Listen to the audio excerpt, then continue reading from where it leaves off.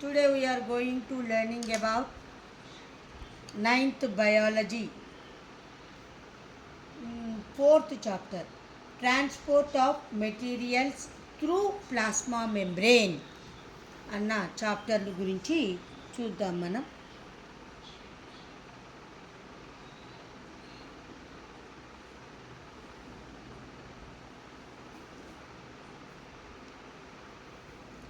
ఈ plasma membrane గురించి మనం ఈ చాప్టర్లో చూద్దాం. ప్లాస్మా మెంబ్రేన్ అంటే ఏంటి? ప్లాస్మా మెంబ్రేన్ అంటే సెల్ను కవర్ చేస్తూ ఉన్న లేయర్ని ఏమంటారు? ప్లాస్మా మెంబ్రేన్ అని చెప్పేసి అంటూ ఉంటారు. మరి ప్లాంట్ సెల్కి యానిమల్ సెల్కి తేడా ఏంటి? అది ఆల్రెడీ మనం ఫస్ట్ చాప్టర్లో చూసాము. యానిమల్ సెల్లులో సెల్ వాల్ అనేది ప్రజెంట్ అయి ఉండదు. ప్లాంట్ సెల్లులో సెల్ వాల్ అనేది ప్రజెంట్ అయి ఉంటుంది. ఈ సెల్ వాల్ కూడా ఈక్వల్ టు ఏ స్ట్రక్చర్ని పోలి ఉంటుంది అంటే ప్లాస్మా మెంబ్రేన్ యొక్క స్ట్రక్చర్నే పోలి ఉంటుంది. మరి ఈ సెల్ నుంచి లోపలికి వెళ్ళేవేంటి, సెల్ నుంచి బయటకు వచ్చేవేంటి అనేది మనం చూద్దాం. Get in, go out of the cell. Oxygen in, లోపలికి వెళ్తుంది సెల్ లోపలికి. గ్లూకోజ్ ఇన్, సెల్ లోపలికి వెళ్తుంది. ప్రోటీన్స్ ఇన్, సెల్ లోపలికి వెళ్తుంది. ఫ్యాట్స్ ఇన్, సెల్ లోపలికే వెళ్తాయి. విటమిన్స్, ఇవి కూడా సెల్ లోపలికే వెళ్తాయి. మినరల్స్ ఇన్, ఇవి కూడా లోపలికే వెళ్తాయి. కార్బన్ డైఆక్సైడ్ అవుట్, బయటకు పంపిస్తుంది సెల్ నుండి. వేస్టెస్ అంటే మన బాడీలో డైజెస్ట్ అవ్వగా మిగిలిపోయిన వేస్ట్ మెటీరియల్స్ అన్నీ కూడా సెల్ నుంచి అవుట్, బయటికి రావటం జరుగుతూ ఉంటుంది. సెల్ నుంచి మెటీరియల్స్ లోపలికి వెళ్ళాలన్నా ఆ కొన్ని మెటీరియల్స్, వేస్ట్ మెటీరియల్స్ బయటికి రావాలన్నా ఏ మెంబ్రేన్ ద్వారా జరగాలి ఈ ట్రాన్స్పోర్ట్ అంటే త్రూ ప్లాస్మా మెంబ్రేన్ ద్వారా మాత్రమే ఈ ట్రాన్స్పోర్ట్ అయినా లేదా ఆ మెటీరియల్స్ ఎగ్జిట్ అవ్వాలన్నా ప్లాస్మా మెంబ్రేన్ ద్వారానే జరగాలి. మరి ఈ ప్లాస్మా మెంబ్రేన్ ఎలా పనిచేస్తుంది లేదా ప్లాస్మా మెంబ్రేన్ ద్వారానే జరుగుతుందా అన్నది అబ్జర్వ్ చేయటానికి ఇక్కడ ఒక ఎక్స్పెరిమెంట్ ఇవ్వటం జరిగింది. ఇక్కడ ఏం చేశారంటే 2 బీకర్లు తీసుకొని ఒక బీకర్లోనేమో నార్మల్ వాటర్ పోశారు, ఇంకొక బీకర్లోనేమో షుగర్ సొల్యూషన్ని వేయటం జరిగింది. ఎప్పుడైతే రైజిన్ లేదా కిస్మిస్ కిస్మిస్లు తెలుసుగా మీకు, ఆ కిస్మిస్ని ఏం చేయాలంటే 2 కిస్మిస్లు తీసుకొని ఒకదానినేమో నార్మల్ వాటర్లో వేయండి, ఇంకొక దాన్నేమో షుగర్ సొల్యూషన్లో వేయండి. అట్లా వేసి కొంచెం సేపు ఉంచిన తర్వాత ఆ కిస్మిస్ని ఒక్కసారి అబ్జర్వ్ చేయండి. నార్మల్ వాటర్లో వేసిన కిస్మిస్ ఏమో ఉబ్బిపోయి కనబడుతుంది. షుగర్ సొల్యూషన్లో వేసిన కిస్మిస్ ఏమో ఫోల్డింగ్స్, అది సింక్ అయిపోయి ముడతలు పడిపోయి సింక్ అయిపోయి ఉంటుంది. మరి ఎందుకు అలా సింక్ అయ్యింది? మరి ఇక్కడేమో ఉబ్బింది, అక్కడేమో సింక్ అయ్యింది. ఎందుకు అలా జరిగింది అన్న దాని గురించి మనం ఒక్కసారి చర్చిద్దాం. మరి ఈ ప్లాస్మా మెంబ్రేన్ ద్వారా మెటీరియల్స్ లోపలికి వెళ్తాయి, వేస్ట్ మెటీరియల్స్ బయటకు వచ్చేస్తాయి అని మనం తెలుసుకున్నాం.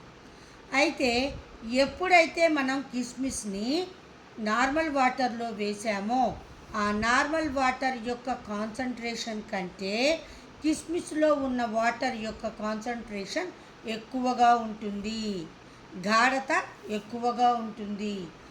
ఎక్కువగా ఉన్నప్పుడు ఏమవుతుంది అంటే ఆ సరౌండింగ్ లేదా మీడియంలో ఉన్న వాటరు ఈ కిస్మిస్ లోపలికి ఎంటర్ అవుతుంది. ఎంతవరకు ఎంటర్ అవుతుంది? రెండిటి యొక్క కాన్సన్ట్రేషన్ సేమ్ అయ్యే వరకు ఈ బయట నుంచి వాటర్ అనేది లోపలికి ఎంటర్ అవ్వటం జరుగుతుంది. ఇలా వాటర్ అనేది త్రూ ప్లాస్మా మెంబ్రేన్ ద్వారా లోపలికి ఎంటర్ అవ్వడాన్ని ఏమంటారు అంటే ఆస్మాసిస్ అని చెప్పేసి అంటూ ఉంటారు. మరి ఈ ఆస్మాసిస్ ప్రక్రియ ఎంతవరకు జరుగుతుంది అంటే ఈ బయట ఉన్న వాటరు ఈ బాడీలో ఉన్న వాటరు రెండు ఈక్వల్ అయ్యే వరకు ఈ ఆస్మోసిస్ అనేది జరుగుతుంది. మరి ఇక్కడ నార్మల్ వాటర్లో ఏమయ్యింది, బయట ఉన్న వాటరు కిస్మిస్ లోపలికి ఎంటర్ అయ్యింది, లోపలికి వెళ్తోంది. కాబట్టి ఇక్కడ ఉన్న ఆస్మోసిస్ని ఏమంటారు అంటే ఎండాస్మోసిస్ అని చెప్పేసి అంటూ ఉంటారు. ఇక నెక్స్ట్ సొల్యూషన్ చూద్దాం మనం. నెక్స్ట్ షుగర్ సొల్యూషన్లో కిస్మిస్ని వేసాం. మరి అప్పుడు కిస్మిస్ ఏమయ్యింది, సింక్ అయ్యింది, ముడతలు పడిపోయింది. ఎందుకు అలా జరిగింది అంటే ఆ కిస్మిస్లో ఉన్న వాటర్ కంటే బయట ఉన్న షుగర్ సొల్యూషన్ యొక్క కాన్సన్ట్రేషన్ ఎక్కువగా ఉంటుంది. అందువల్ల వాటర్ అనేది కిస్మిస్ నుంచి బయటికి రావటం జరిగింది. అలా వాటర్ బయటికి రావటం వల్ల ఆ కిస్మిస్ కాస్త ఏమయ్యింది, సింక్ అయిపోవటం, ముడతలు పట్టడం అనేది జరిగింది. ఇక్కడ వాటర్ అనేది కిస్మిస్ నుంచి బయటకు వస్తుంది.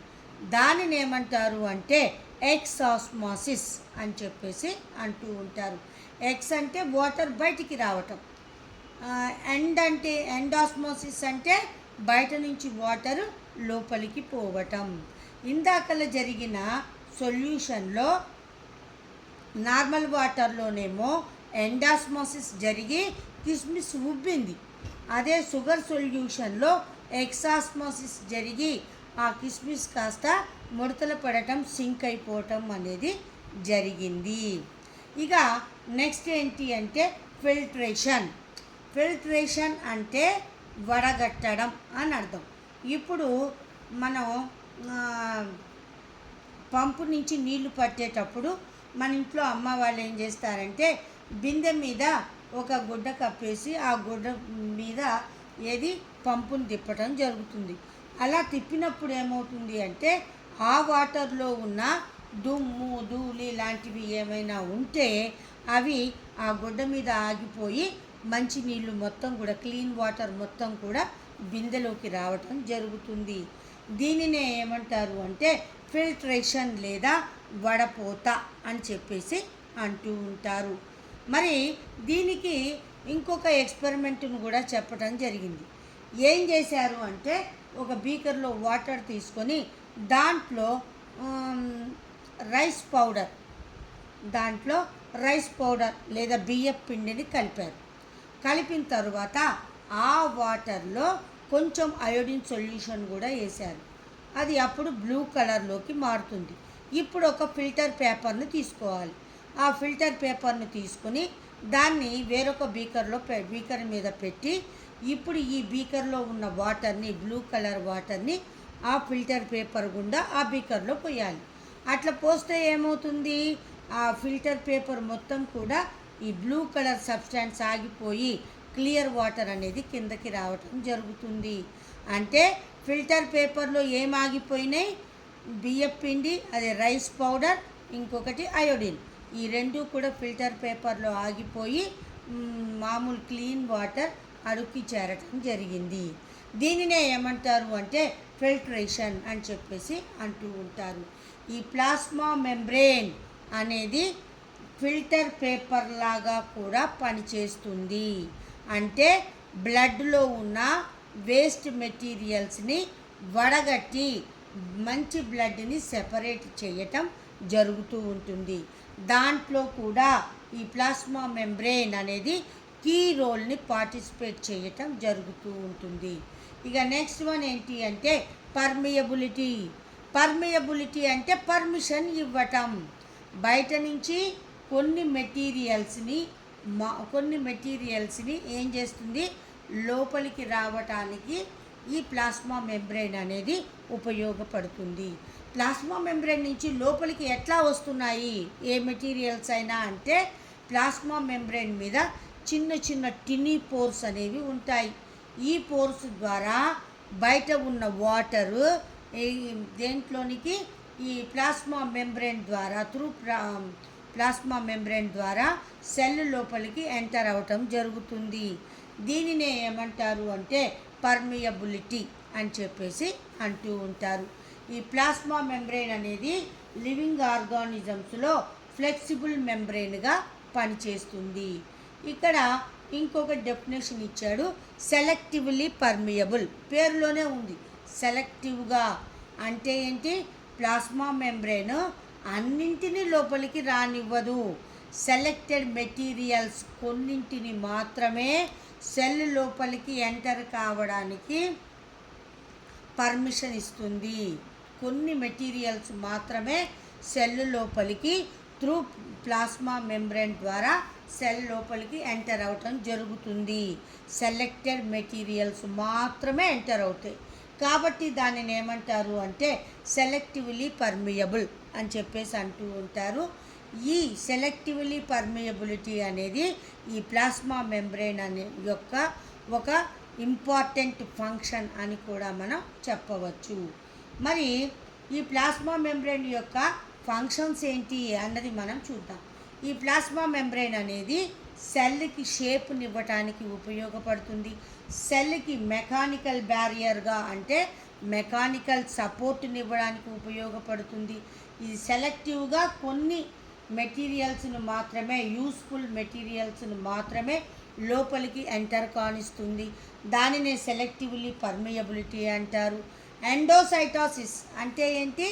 బయట నుంచి లోపలికి ఎంటర్ అవ్వటం. వాటర్ అయినా మెటీరియల్స్ అయినా బయట ఎన్విరాన్మెంట్ నుంచి సెల్ లోపలికి ఎంటర్ అవ్వడాన్ని ఏమంటారు అంటే ఎండోసైటోసిస్ అని చెప్పేసి అంటూ ఉంటారు. ఇక నెక్స్ట్ వన్ ఏంటి అంటే రికగ్నిషన్. ఆ ప్లాస్మా మెంబ్రెయిన్ మీద చిన్న చిన్న రిసెప్టార్స్ ఉంటాయి. అవి ఏం చేస్తాయి అంటే ఏవి యూజ్ఫుల్లో ఏవి హార్మ్ఫుల్లో అనేవి రికగ్నైజ్ చేయటం జరుగుతుంది. అట్లా రికగ్నైజ్ చేసి యూస్ఫుల్ వాటిని లోపలికి రాణిస్తుంది, హార్మ్ఫుల్ వాటిని మాత్రం లోపలికి ఎంటర్ కానివ్వదు. Next flow of information. ఈ ప్లాస్మా మెంబ్రెయిన్ ఏదైనా మెసేజ్ ఉంటే దానిని ఒక సెల్ నుండి ఇంకొక సెల్కి పాస్ చేయడానికి కూడా ఈ ఫ్లో ఆఫ్ ఇన్ఫర్మేషన్కి కూడా ఈ ప్లాస్మా మెంబ్రెయిన్ అనేది ఉపయోగపడుతుంది. ఇక నెక్స్ట్ వన్ ఏంటి అంటే ఆస్మాసిస్. ఆస్మాసిస్ అంటే ఏంటి? హయ్యర్ కాన్సన్ట్రేషన్లోనికి లోవర్ కాన్సన్ట్రేషన్లో ఉన్న వాటర్ హయ్యర్ కాన్సన్ట్రేషన్ ఉన్న వాటర్లోనికి ఎంటర్ అవుతుంది. ఈ ప్రాసెస్ని ఏమంటారు అంటే ఆస్మాసిస్ అని చెప్పేసి అంటూ ఉంటారు. ఆస్మాసిస్ అంటే నథింగ్ బట్ వాటర్ బ్యాలెన్స్ అని మనం చెప్పవచ్చు. రెండు వైపులా వాటర్ని బ్యాలెన్స్ చేయటాన్నే ఆస్మాసిస్ అంటారు. ఈ ఆస్మాసిస్లో కూడా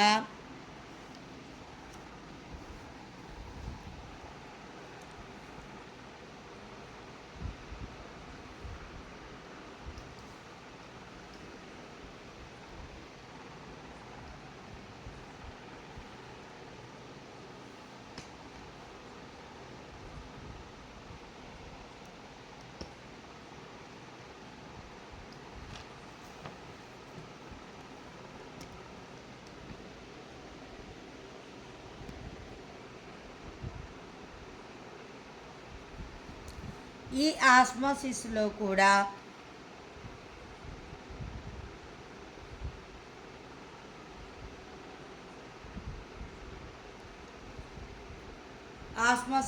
కూడా మెయిన్ కీ రోల్ ప్లే చేస్తుంది. ఏంటది? ప్లాస్మా మెంబ్రెయిన్ అని మనం చెప్పవచ్చు. ఇక నెక్స్ట్ వన్ ఏంటి అంటే సెల్ కంటిన్యూటీ. అంటే ఏంటి? ఒక సెల్ యొక్క ప్లాస్మా మెంబ్రెయిన్ ఇంకొక సెల్ యొక్క ప్లాస్మా మెంబ్రెయిన్తో అటాచ్ అయి ఉంటాయి.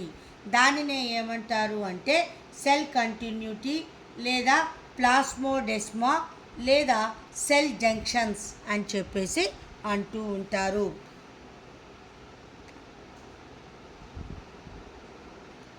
సెల్ కంటిన్యూటీ, ప్లాస్మోడెస్మా లేదా సెల్ జంక్షన్స్ అని చెప్పేసి చెప్తూ ఉంటారు. ఇక నెక్స్ట్ వన్ ఏంటి అంటే ఈ స్పెషలైజేషన్. అంటే ఏంటి?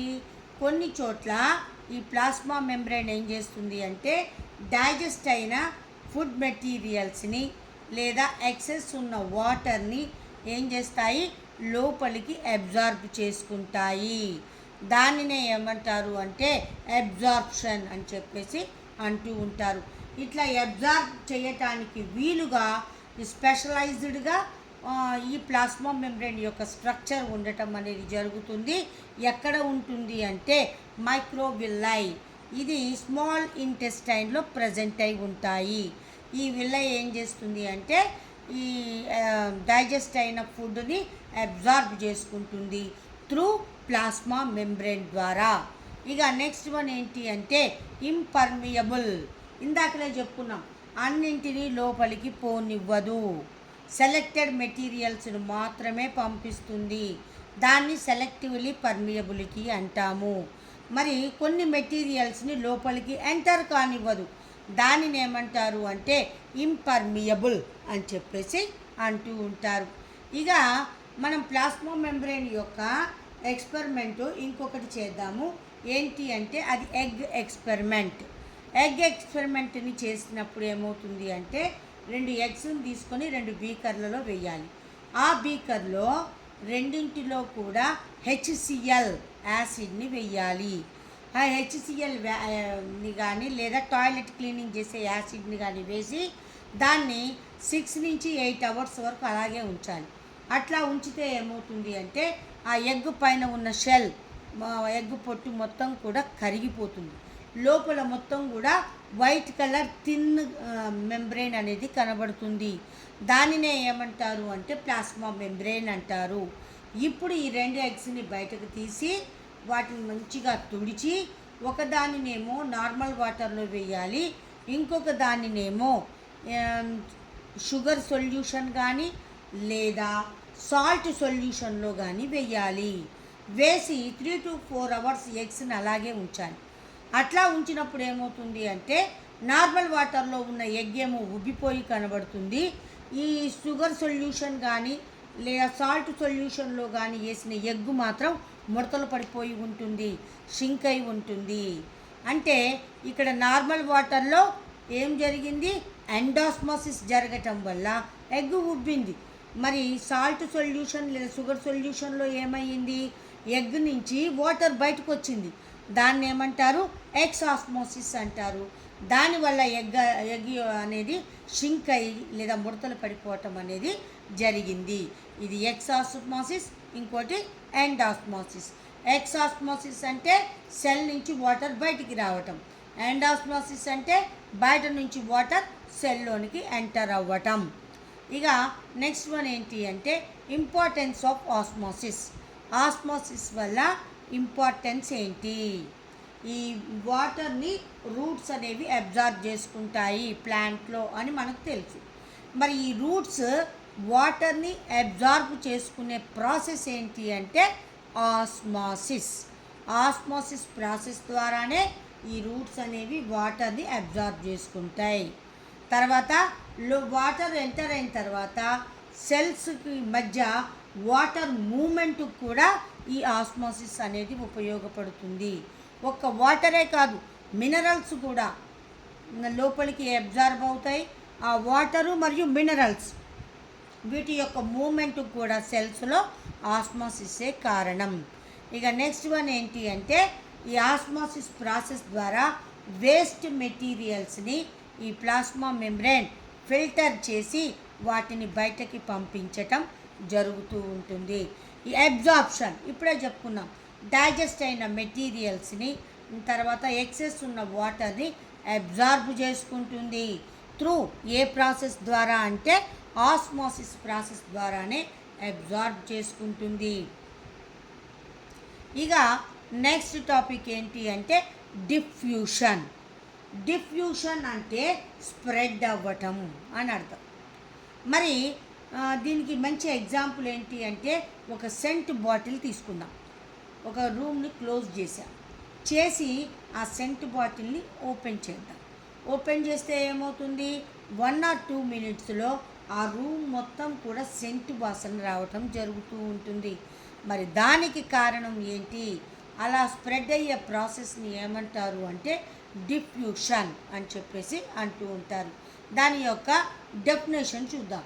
The process by which some materials in a medium like air, water spread equally throughout is called diffusion.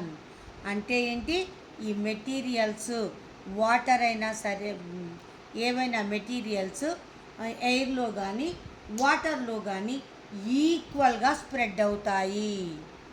దానినే ఏమంటారు అంటే డిఫ్యూషన్ అని చెప్పేసి అంటూ ఉంటారు.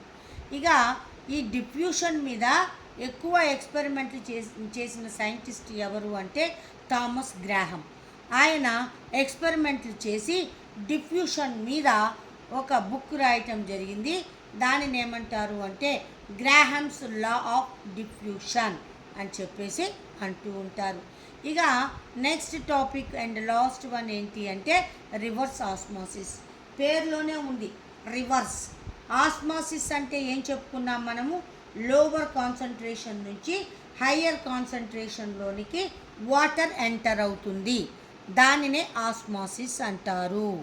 ఇక్కడ ఏముంది, రివర్స్ ఆస్మాసిస్ అంటే ఏంటి, ఆస్మాసిస్ అనేది ఇక్కడ రివర్స్లో జరుగుతుంది. అంటే హయ్యర్ కాన్సన్ట్రేటెడ్ ఉన్న దగ్గర నుంచి లోవర్ కాన్సన్ట్రేషన్లోనికి వాటర్ అనేది ఎంటర్ అవుతుంది, రివర్స్లో ఎంటర్ అవుతుంది. కాబట్టి దీన్ని రివర్స్ ఆస్మాసిస్ అంటారు. ఈ ప్రాసెస్ని ఉపయోగించి హై ప్రెషర్ సాల్ట్ వాటర్ మీద పెట్టి దాని నుంచి మామూలు డ్రింకింగ్ వాటర్ని సెపరేట్ చేయటం జరుగుతూ ఉంటుంది. ఏ ప్రాసెస్ ద్వారా అంటే రివర్స్ ఆస్మాసిస్ ప్రాసెస్ ద్వారా సీ వాటర్ నుంచి డ్రింకింగ్ వాటర్ని సెపరేట్ చేయటం జరుగుతూ ఉంటుంది. ఇంకొక విషయం ఏంటంటే ఎవరైనా ఒక మనిషి నీళ్ళలో కొట్టకపోయారు లేదా బావిలో దూకారు, మునిగిపోయారు. మరి మునిగిపోయినప్పుడు ఆ మనిషి ఏమవుతాడు అంటే మొత్తం లోపలికి వెళ్ళిపోతాడు. తర్వాత కొంతసేపటికి ఏమవుతాడు, పైకి తేలుతాడు. లోపలికి మునగడానికి కారణం ఏంటి, పైకి తేలడానికి కారణం ఏంటి?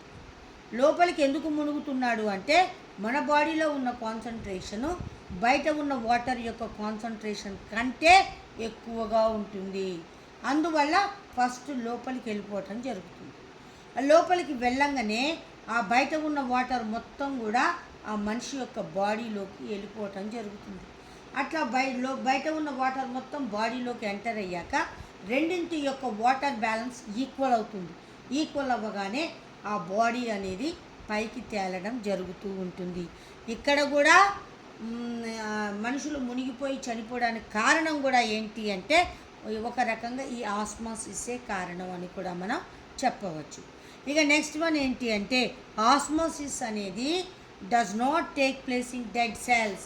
డెడ్ సెల్స్లో ఎట్టి పరిస్థితుల్లో ఆస్మాసిస్ జరగదు, లివింగ్ సెల్స్లో మాత్రమే ఆస్మాసిస్ జరుగుతుంది. ఇది టోటల్గా materials transported through plasma membrane అన్న లెసన్ గురించి.